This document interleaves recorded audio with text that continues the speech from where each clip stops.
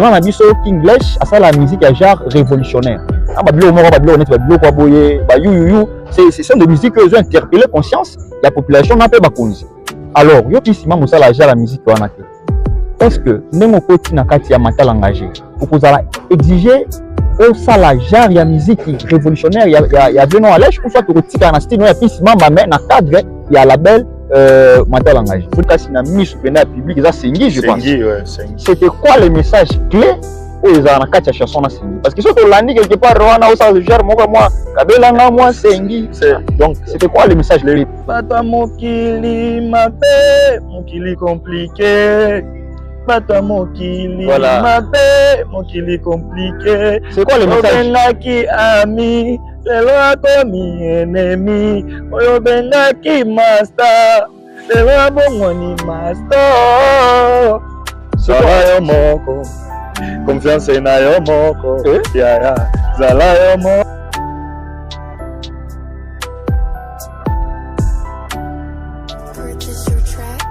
Bonsoir mesdames et messieurs, fidèles internautes, très chers abonnés des Bouts d'Actualité TV. Nous sommes très heureux de vous recevoir encore aujourd'hui dans ce nouveau numéro de l'émission La Découverte, une émission à travers laquelle vous découvrez des différentes personnalités publiques. Alors pour cette émission d'aujourd'hui, nous allons accueillir un artiste qui nous vient de Kisangani. C'est un grand homme qui est très bien réputé dans la ville, qui a connu du succès, qui continue toujours à faire des succès. C'est le nouveau signateur de son contrat dans le label Le Mental Engagé. Il s'appelle Peace Mamba. Alors, avant de l'accueillir, vous qui êtes nouveau sur la chaîne, je vous invite de cliquer sur le bouton s'abonner et activer la cloche de notification pour ne plus rater de nos prochaines vidéos. Faites ça et on se retrouve juste après. Balobi pour s'abonner massivement à la chaîne YouTube Bouta Actualité TV. Voilà, comme je vous avais bien dit, il est là déjà parmi nous. Il s'appelle Peace Mamba. Oh my God. Bonjour, monsieur l'artiste. Bonjour mon frère. Bonjour Nabalandignon. Donc, one artiste Nabino Peace Mamba. Oh my God, les Zambiens. Voilà, il est là avec nous aujourd'hui. Il s'appelle Peace Mamba. Alors, Peace Mamba, on veut savoir qui est Peace Mamba. Peace Mamba, Nenani, Abotami, la famille, comment il a grandi. Voilà, Peace Mamba, artiste et musicien, comme vous le savez, comme vous le voyez aussi. Né à Kalemi, grandi en Tanzanie, Kinshasa, Kisangani, Beni, Goma, et puis je suis encore de retour à Kisangani, donc voilà quoi. J'ai commencé ma musique, c'était en 2010 à Beni, c'est là où j'ai commencé ma musique. C'est en 2017 qui qu'on m'a découvert sur le plan musical. Voilà. C'est depuis 2010 qu'il a commencé, 2010 bien sûr, qu'il a commencé cette aventure de la musique. Il est un artiste qui est né à Kalemi, comme il a bien dit. Alors, Peace Mamba, comment est-ce Peace Mamba, soit le pseudo, ou soit... Le nom c'est Pascal. Hein? Pascal, c'est pourquoi vous allez comprendre que j'ai pris les Pascal Peace. Je l'ai relié avec Mamba. Mamba, c'est un animal que j'aime beaucoup. Mamba, c'est le crocodile. Pascal Nando, si on peut dire. Pascal le crocodile. Ouais, donc il y a des crocodiles, il y a musique à Congo. Monsieur Peace Mamba Pascal, voilà, c'est comme ça son vrai nom. Pascal Mamba. Pascal Mpoï Chibambi. Chibambi, voilà. Bon, non Luba, mais je ne suis pas Luba. Vous n'êtes pas Luba. Ouais. Je suis originaire de Maniema. Maniema? Ouais. D'accord. C'était quoi votre rêve? Vous rêvez de devenir qui? Parce qu'il n'a pas l'air. Je n'avais pas même cette idée de devenir un jour un musicien. Comment ça a commencé? Si aujourd'hui je suis musicien, c'est d'abord par, je dirais par la couleur. Comment ça? Il y a un jour comme ça, j'étais à Beni. Je vendais dans des boutiques. Hein. Nous avons 2 ou 3 boutiques. Alors un jour comme ça, j'ai entendu un artiste de là, il s'appelle Big Stone. Aujourd'hui, je ne sais pas s'il continue à faire la musique ou pas. Alors, j'avais entendu sa musique. Alors, mais ça c'est quelle musique? Mais lui, hein, il prenait ça comme de l'extraordinaire. Wow. Alors je me suis dit non, je dois corriger cet homme. Ah bon? Alors c'est à partir de là que j'ai commencé à chanter. Donc, et ma toute première chanson, ils allaient dans un studio, mais quand j'avais fait un acapella comme ça, oui. Et tout le monde était content, tout le monde avait compris que j'avais quelque chose dans moi, mais c'est par la colère que j'ai sorti ça. Par colère, au comme musicien, par colère, au révolutionner, puis au conquérir, donc au atteindre les rêves nayo, au saliang, au kokisiang. Puis Mamba, tant au boutama, domanokola, na quartier, na avenue, tu étais quel genre d'enfant? Tu étais furieux, colérique, timide? Je n'ai jamais été colérique d'abord. Hein. Okay. Je n'ai jamais été colérique. Je suis trop gentil, simple. D'ailleurs, des fois, on m'injurie. Aux artistes, ils ont un charisme. Bon, ils oublient que le mot charisme n'est pas égal qu'au boudé ou bien qu'aux alakimia. Charisme, c'est l'état d'être. Okay. Mon charisme, c'est de rire. C'est ça mon charisme. Charisme, mon charisme, c'est la comédie. Mon charisme, c'est la comédie. Ah ouais. Alors, Nazam, tout le monde trop gentil.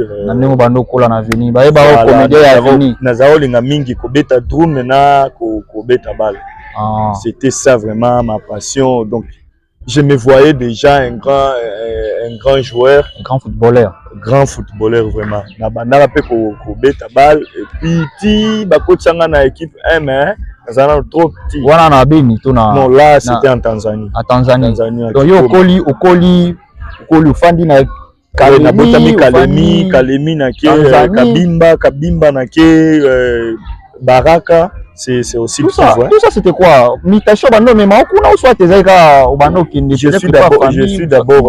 suis d'abord un enfant d'un militaire. Ah ouais.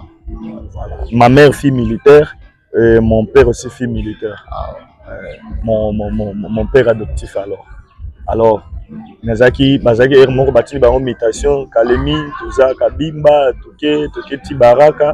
Après alors on est parti en Tanzanie. Ah ouais, c'était dans les cadres ya musala. Ils ont un cadre tant que na Tanzanie, ils ont un cadre ya Rokima Bitumba. Ah voilà. Donc en Tanzanie, j'étais là comme réfugié quoi. Siko tant banoko la wana boy à la famille on te préparé na ningatik on nous préparé comme nani. Bon. Ti wana ezakata na ambition moko te o ngana koyeba ou bien OK na yebi ba parents ba obombela parce que j'étais encore enfant. Là, je me rappelle na Kenda Tanzanie na deuxième année primaire. Ah. Donc na déjà na troisième année na zonga na deuxième vie qui na salaka mikolo belé na otanga te pona kokima bitumba. Ah ouais. Kima bitumba Kalemi Kabimba Toke Baraka tozongi susu na zamba moko côté à Kalemi et puis tozongi susu Wimbi Port après Wimbi Port on est au Katsa Tanzanie. Voilà. Alors le temps où il est Kana donc on a jugé bon que je recommence encore la deuxième pour peut exciter mon intelligence quoi. Ah ouais. Et c'était là bando tanga on a boy. Tanga osuka chikini. Je suis un diplômé en oui. Quelle option? En agronomie. Agronomie. Donc vous avez deuxième tant on a deuxième na option na osala. Ah ouais. Pas pour na option ma mère voulait plus que na sala médecine parce que voilà, c'est ça que je demandais babando préparer au nani. Elle fait infirmière. Ah ouais. Alors elle voulait que je sois aussi infirmière soit médecin ou tout comme ça. Alors moi je ne voulais pas ça. Ah ouais. Nati atangisanga item institut technique médical cycle court. Donc na otanga avant midi natangi na chic normal.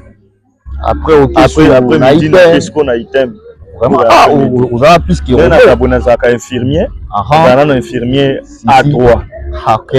Vraiment, plus Mamba, un passionné de la profession d'infirmier. Je salue à passant, monsieur l'honorable, maître Guy Goupanza, Sylvie, je vous salue à passant. C'était quoi pour la première fois, puis Mamba devant Fatom, au cœur de chanson? Qu'est-ce qui s'est passé, Mugoloana? On s'est rappelé à Nango. Qu'est-ce qui s'est passé? Ça m'avait vraiment appris. C'est grâce à ces jours-là qu'aujourd'hui je suis devenu plus membre. Qu'est-ce qui s'est passé? Je vous dis bien, c'est grâce à ces jours-là.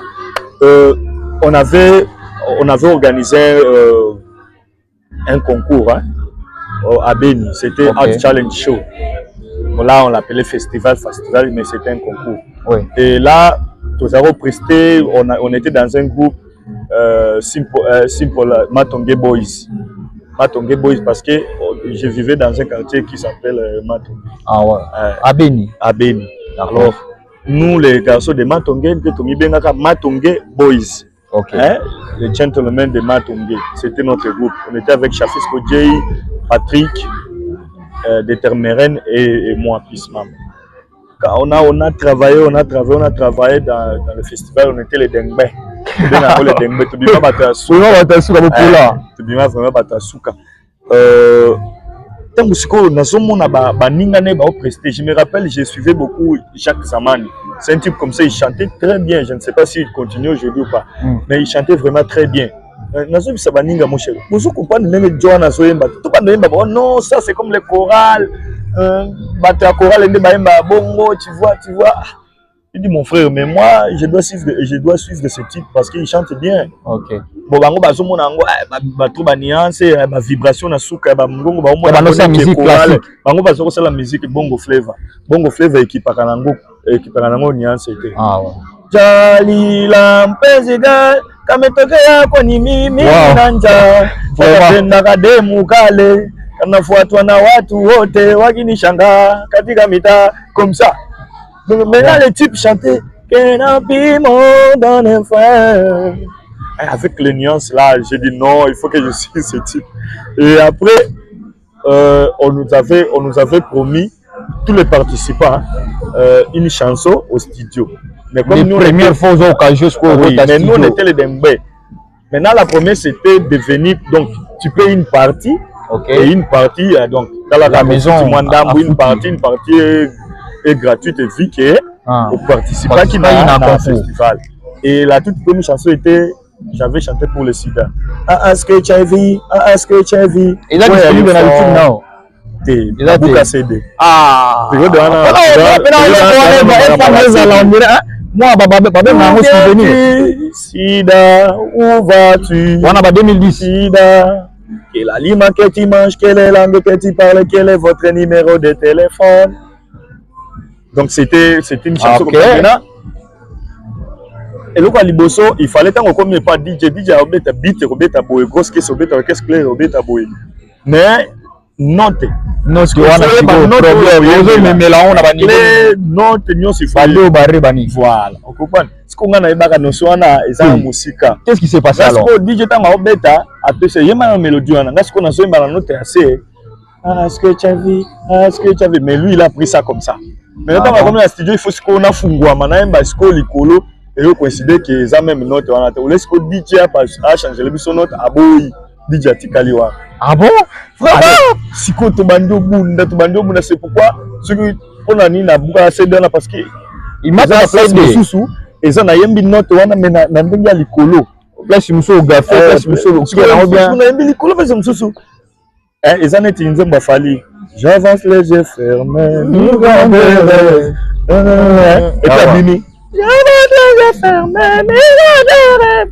Au moins qu'on a l'école, voilà. Bon, on est tellement que dans son expérience c'était vraiment bêta kanga fort. Vraiment à toi. Et puis il y a une phrase que DJ là, je me rappelle, il s'appelle DJ Jafar. Ok. Il y a une phrase qu'il avait sortie dans lui. Alors,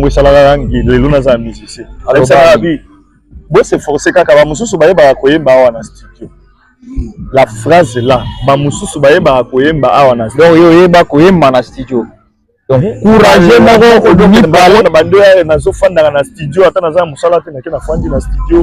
et c'était comme ça. Et c'était la deuxième chanson, c'était où même le DJ était étonné avec mais c'est toi, mais c'est moi.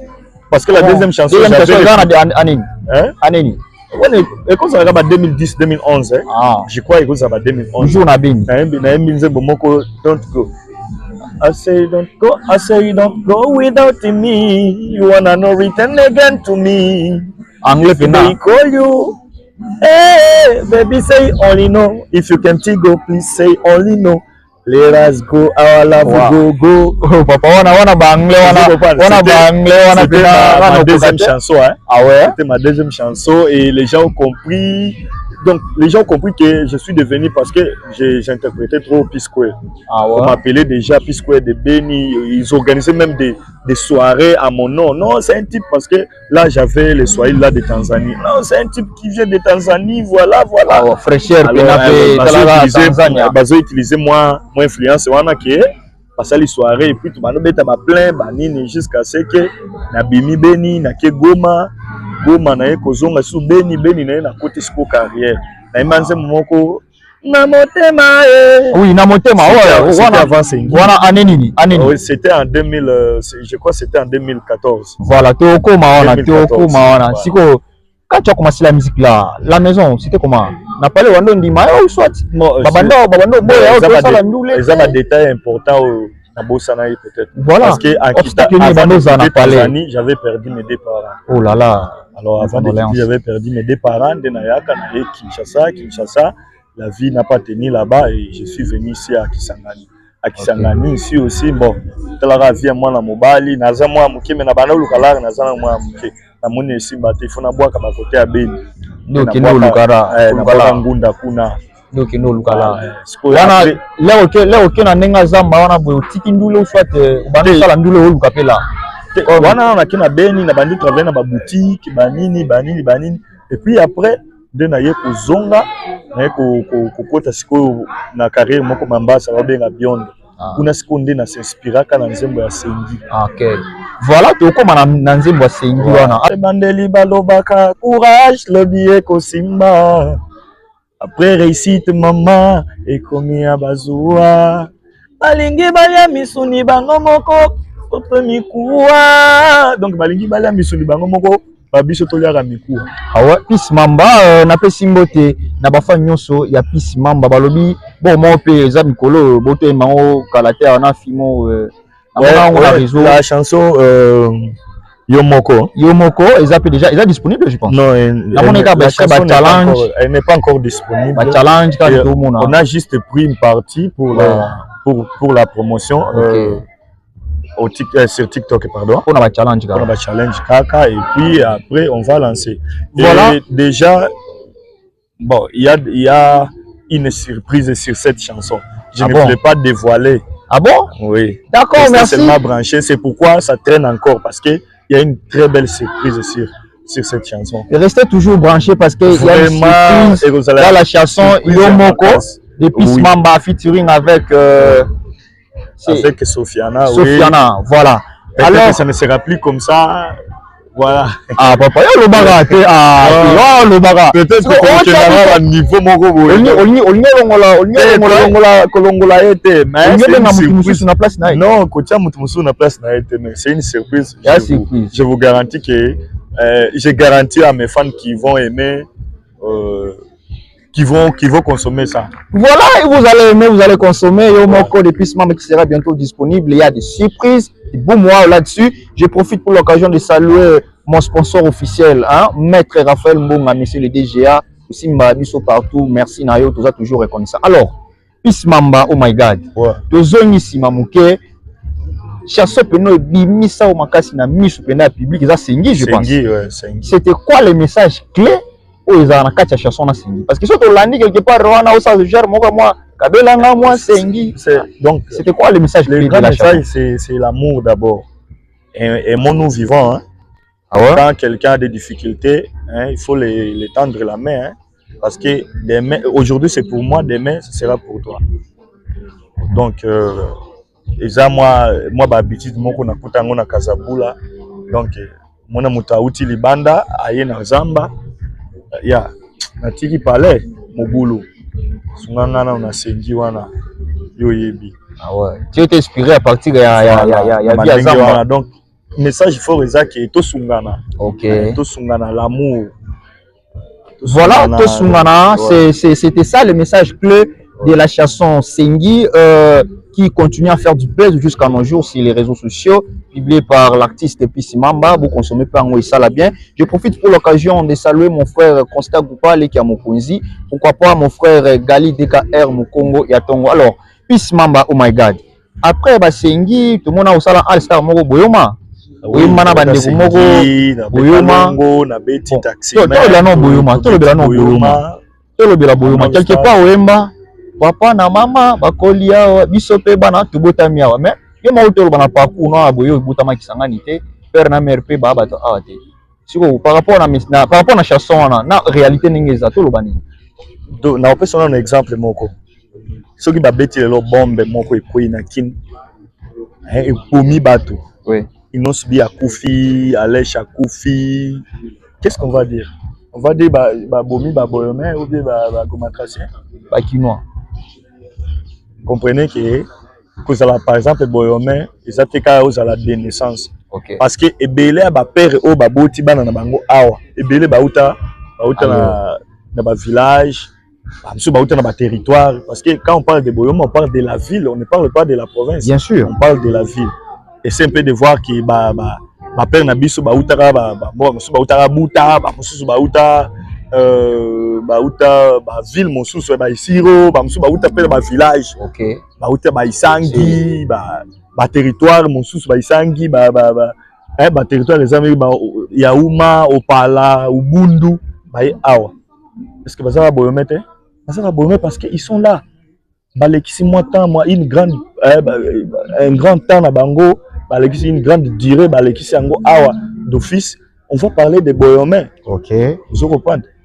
Ils attendent que cause la bomi, il faut qu'on botte peut-être na yebite, mais je crois que mais na olobela ou bien cause la par exemple cause la congolais. Ceux que botam par exemple botami na Uganda et que Ozongi, Obotami na Uganda. Est-ce que directement aux Ougandais? Bon, on est de père et de mère, oui, de père et de mère congolais. OK.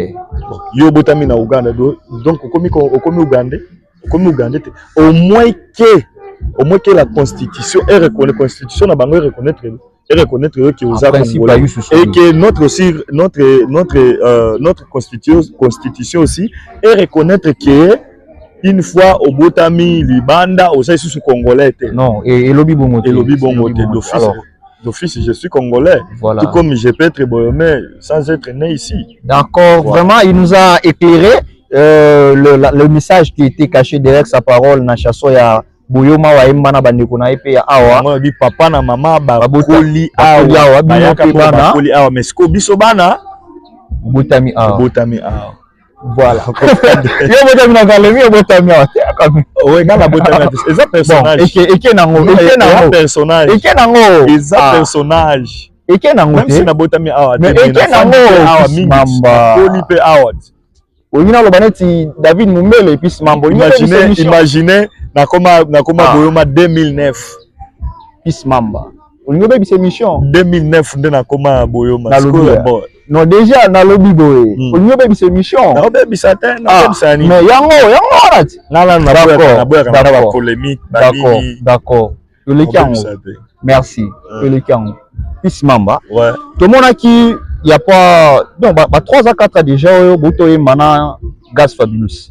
Vous savez génération Android. Qu'est-ce qui a occasionné la contre na Gaz Fabulous? Non, vous avez déjà contacté depuis Calavan. Non, on a contacté production de Koutsabino. On a contacté na mona clip ya Alvin Almaj. Alvin Almaj, oui, mutabazouele na mona clip na na sepela na réalisation wana. OK. Na benga master nanga FD chaîne. Abi na kozwa numéro ya réalisateur wana yo mutoza na ba contact bite. OK. Na kozwa numéro apesinga numéro nzoka apesinga numéro ya mutu mususu wana nde ntango na kekin parce que wana na uti obeta balar na ngana bae. Ouais. Et pas ya chef Marcel Zouma. Ouais, na l'honorable akomi Abou Poupé voilà. Alors ntango na komi kuna ntango na komi kin mutu wana akoma neti manager nanga. Je l'ai dit ce que kosala ba chanson audio ya yo moko na kosala ngona Kisangani. Mais na komi awa na profiter na sala featuring na mutu moko sur le plan national ayo sala biso ba musicien ba. Na sa balar na oya bae. Musique urbaine. Oui. Na beta balar, na beta sur ba 5 bon, na utanga. Ouais, d'accord, merci. Alors tant na komi kin yende siko facilitaka contact na ona Gaz Fabulous. Alors Maramunyoso, kofuta na Maramunyoso, il avait tout coordonné. Gaz Fabulous n'était pas trop exigeant comment on a eu un mot bauti sangani aïe exigeant d'abord exigence na bango nde keseni tomoso ako senga $5,000 tomoso ako senga 1000 et au dépendre na niveau à ça niveau neti nga na niveau nga na za nango jamais na ko senga mutu $5,000 ah yo senga combien ba 10,000 20,000 non na pesa montate mais le gros senga 10,000 donc pour les ah ouais senga te d'accord merci il m'avait c'est ma facilité na futa moi là na et puis tout ça la chanson na zongi on peut beau garder contact à bien tilé oui tout cela bien pardon tout cela bien aza jeune moko peut-être c'était pas musique ba omona qui azor gayé azar rankine non c'est bien il me donnait aussi des conseils voilà oui à conseil à jour moko na kendara pour la deuxième fois après featuring nae lobi nango na pesa moi ba tout ça moi ba opération mo boye na kitaka na kendara pour que atalelanga moi muke ba opération opération nini wana papa yo bozo préparer ko mana Gas Fabulous après lobi boko mina opération après koyemba na zongati oyaka kisangani après ok sous na opération pour travailler sko ngana nani ngana sono ce qui bina filet ok alors ndena le kaka pas le même jour on a quitté un certain jeudi na kitaka ba vers ba 15h na kepa Gas Fabulous ndebo sali ba opération fanda to solo là te na pesa ba opération après koyemba ka tango na zonga bwende na sala ba opération mo boy après bon opération on a privé to Gas Fabulous je profite pour l'occasion de saluer toute l'équipe jeune courageux donc nakata le langata atambongo ya mai quoi donc to koma to solo là to beti ma solo après singa pe ba conseil belé voilà on garde une bonne relation avec lui. Ok, donc il y a aussi bien affilé, bon malgré tout solo raté, mais quand même on a bien affilé bimate et bimaka audio sur internet bombanga ouais le titre. Et on est bloqué en tu le clip bimate comment? Mon cher à Kinshasa c'est un autre monde hein. Ouais. À Kinshasa tu n'as pas l'argent, tu ne fais pas la musique. Chuko na zela na kachote tous on passe à Gas Fabulous. Et l'Obama que c'est les boss 3 fois maître Nico Akatio ne muto joyo akina ne pas Gas Fabulous. Bon on est l'Obama na ba côté à Bazuele. C'était pas ça. Et ça yo moko na courage na yo pour ne pas vexer mon boss 3 fois maître Nico Akatio courant ya mai pour ne pas les vexer. Mai ya courant. Courant ya mai ya courant. Ouais. Donc voilà. Yem ta me manga pas Gas Fabulous te. Yem ta me ma ote. Okina na ndenge nao.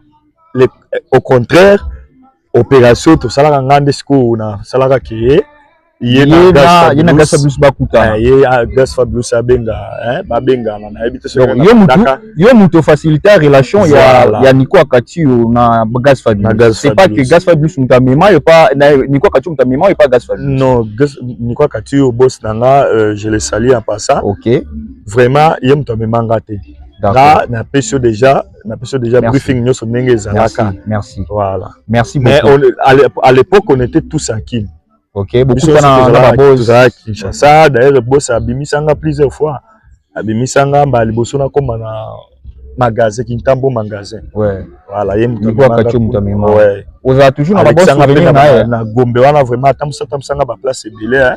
Oza nde yango na tuni boye oza toujours na bon souvenir na ou soit okata déjà c'est mon boss nani Nico Akatio.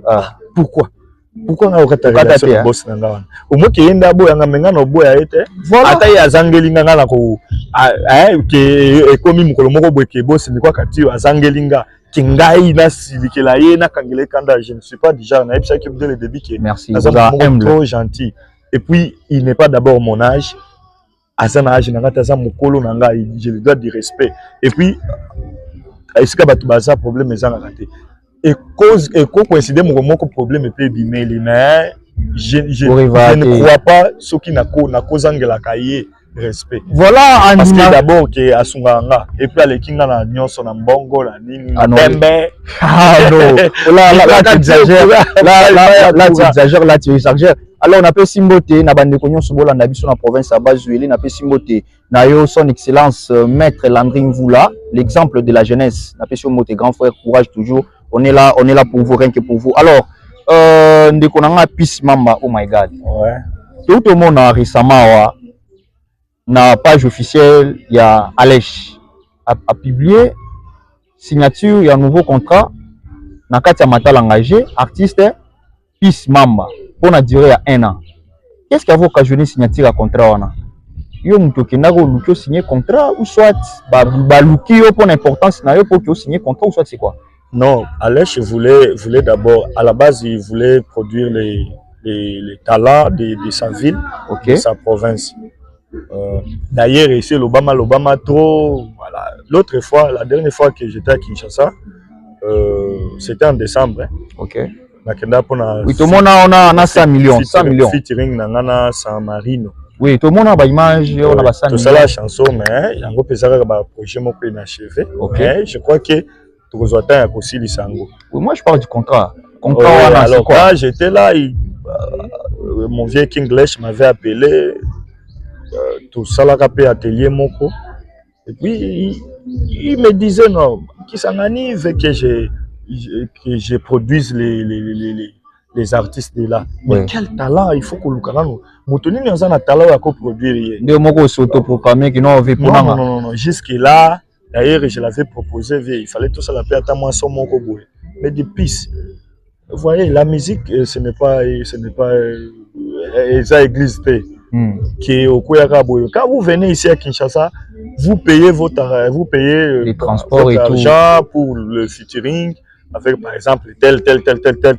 Mais quand il s'agit de Alèche, parce que je suis de Kisangani, je dois faire ça gratuitement. Non, c'est pas ça. Il m'a donné des exemples. Le vieux Lokwakanza, c'est son vieil. À ce qui concerne le featuring, via Taxakae là. Via Kinglish a Sengola rebelle.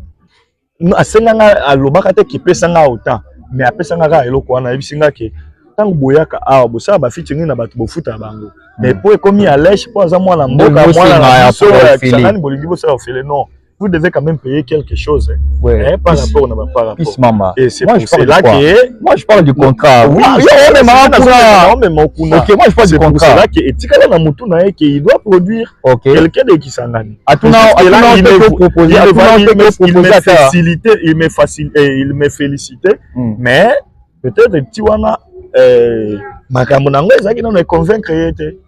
Parce que tant que Monique makambo pe puis ça surtout eloko wana nde zo marqué. Qu'est-ce qui se passe? C'est rare il y a un musicien qui s'engage à bosser dur. Il ne se laisse pas faire. Même si Nazana tana infraté na maboko, j'essaie toujours de raisonner qu'est-ce que je peux faire pour que Nayokana, pour que je valorise cette musique, la musique boyomèse, la musique de la chop, la musique de l'Est. Alors eloko wana marqué et puis tant que koyoka lisusu nzembo ya Yomoko ayoki a sepeli nango makasa lobi non ça c'est un bon. Ce sont des choses que moi je cherche comme marquer donc Yomoko nan il faut pas que kaka ba featuring yo bi makasi ma mutu non Yomoko nan mo bimisi quoi pas na bi non puis na eloko ko pesa hotel la binyo no ya ko signer contrat voilà à côté na mental au pesa il veut ba exigence c'était que non fois bando foot autant que boy on peut essayer par l'exigence on est à la clause c'est vraiment important que na solo lango na yo sur la façon ni c'est ça là qui est tout évoluer ensemble voilà façon c'est ça là qui va évoluer ensemble na pe simbote na yo grand frère nanga HD Mboma le marketeur puissant des Gaz Fabulous na pe simbote na pe si pe mbote ndeko nanga Eboka Style na merci pour na ba conseil na yo pe ça toujours grand frère alors Peace Mamba par rapport aux avoir un contrat wana Ebi Peace Mamba genre la musique nae ezalaka na ba sujet quotidien ou lobela mingi to lingana je vois là où vous voulez non s'il vous plaît vous katanga ta question na ngate mutu mkona poser la question je sais là où tu veux en venir moi je voulais seulement te dire que on s'il vous plaît vas-y s'il vous plaît là mutu no tuna on a même c'est Michel vas-y d'accord na ebi Peace Mamba azana ba sujet ya genre ya vie quotidienne mais tu dis que grand abisso Kinglish a ça la musique à genre révolutionnaire. Babilo moro babilo net babilo kwa boye ba you c'est sont des musiques qui ont interpellé conscience il y a population n'a pas bakonzi. Alors yo Peace Mamba ça la genre la musique wana te. Est-ce que ndenge koti na kati ya mental engagé okozala exiger au ça la genre ya musique révolutionnaire ya venons à l'èche ou soit tokotika na style ya Peace Mamba mais na cadre ya label mental engagé. Vous devez d'abord comprendre mental engagé n'est pas égal à lèche. Alèche et Alèche, artiste musicien. Mais on a qu'à la belle. On a qu'à la belle. Toujours qu'il est malin. Azap a toi la belle, oui. Mais lui, il est Alèche. Et la belle est un mental engagé. Là, c'est la belle qui produit, ce n'est pas Alèche qui produit. C'est vrai que hein, mais c'est Alèche de Mukolo label, mais ce n'est pas Alèche qui produit, c'est mental engagé, le label d'Alèche qui produit. D'office, n'engue label les gens ont comme produit car révolution té. Ni on a tourné. Est-ce que n'engue au côté na label wana au tika style na ya kala Hollandi musique révolutionnaire ou soit au kozalaka ka Alèche ou nani tout comme je peux aussi joindre le combat qu'il mène aussi. C'est un combat noble. Donc yo nengo ki matala engagé pour s'attendre que ba koyemba na ba chanson comme na koyemba ngo mais na kutika la na place moko na teke na tika ka révolution non.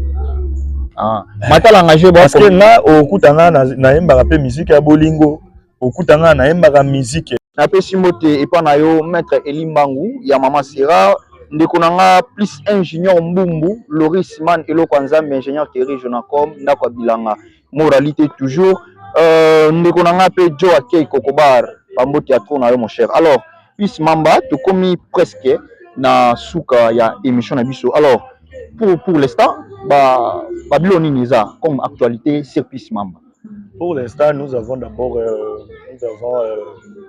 la chanson Yomoko mais qui n'est pas en intégralité sur les plateformes. Je crois que d'ici dès matin, bah, en intégralité. Dans 2 matins, il est disponible. Dans 2, 3, bon. Donc quand on dit dans 2 matins, donc c'est bientôt. D'accord. Mais sinon, ils ont moi parti, moi quoi refrain, ils ont en 4, ils ont déjà sur la plateforme TikTok. Voilà. Merci beaucoup. Challenge. Bon, continuer aussi la challenge. Voilà. Dans TikTok, Yomoko.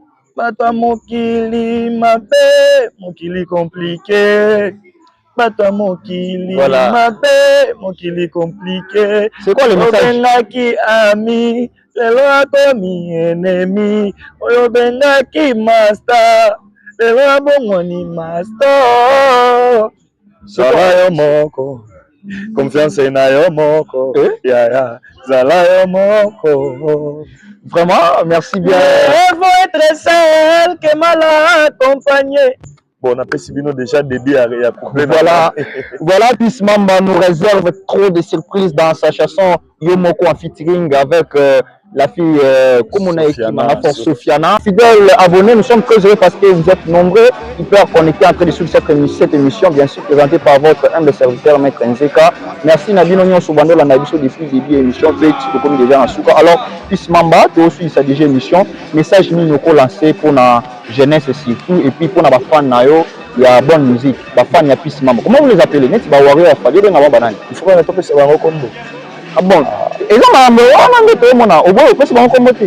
Bon là bazo finga nga mingi les Zambiens mutazamba dans na mipisa les Zambiens. Donc ba fa na ba ceux qui ba fa na nga ba kondima ba les Zambiens. Nani bazo finga yo. Non, c'est déjà finga ma pe na finga ma na uti mungwalu na uti na za mutazamba nini. Na bon na ngo kota ça. Alors je m'appelle Peace Mamba, oh my god les Zambiens. Les Zambiens donc ba fa na nga ceux qui ba komi benga ceux qui ba kozala fier na nga ba mi benga les Zambiens comme ba ni ba benga ka bango ba villageois. Bafana na Fabrigas babenga ngo ba villageois bafana na ba Zambien message nous repère ça pour na ba Zambien au Hollanda les Zambiens Peace Mamba za na ba réseaux sociaux bomeka ko kota pour ki bo suivre artiste na bino na za ba makambo kitoko ya kosala o na sali pe mais bozalaka toujours bozala kolala monde lelo comme monde internet monde lelo comme monde à vitesse internet. Alors vous avez toujours branché dans la page pour actualité et puis un moment que fan va faire artiste conseil à eux mais vous êtes trop endormi. Alors bon la mouka bon s'abonner à la chaîne YouTube je suis Peace Mamba na TikTok je suis Peace Mamba sinon je salue na bien frère nanga na benga frère moni soki beaucoup mi ba camarade beaucoup coopéraka et mon coopération sotaka beaucoup mi ba ndeko nanga DJ Gino Break. OK. Je salue DJ Aboga DJ Abuka, na PC Mbote, DJ Gino Santage, na PC Mbote, voilà, bah DJ na confiance, na PC Mbote na Jonathan Asia Guito. Ouais, grand prêtre Jonathan Asia Guito. Fondation Maman Carole Guito, deux fois. Na PC Mbote na honorable Guy Gupanzati. Guy Gupanzati. Kalate pa ukoma. Na PC Mbote. Ata Boubaksanga, na Zakaka, na PC Mbote na Jacques Obama, na Faustino. Depuis Kinshasa, na honorable Eddie Pascal. Na PC Mbote na artiste nyonso ya Buta. Na ebitena ni mosusu na Buta na Kupesa Mbote.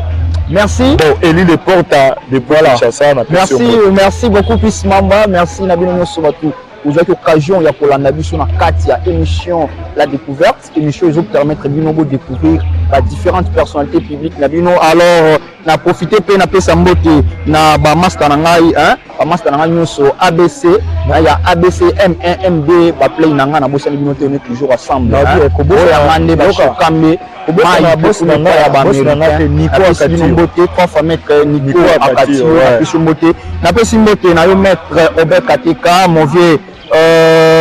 Vous êtes tellement ébélé, na montre ba message na bino zokota awa vous êtes tellement ébélé mon vieux Gispi Emangue na pesi mbote na Caris Pago papa na Raphaël Mbonga Pago fils na pesi bambote na bandeko nyonso bolandaka.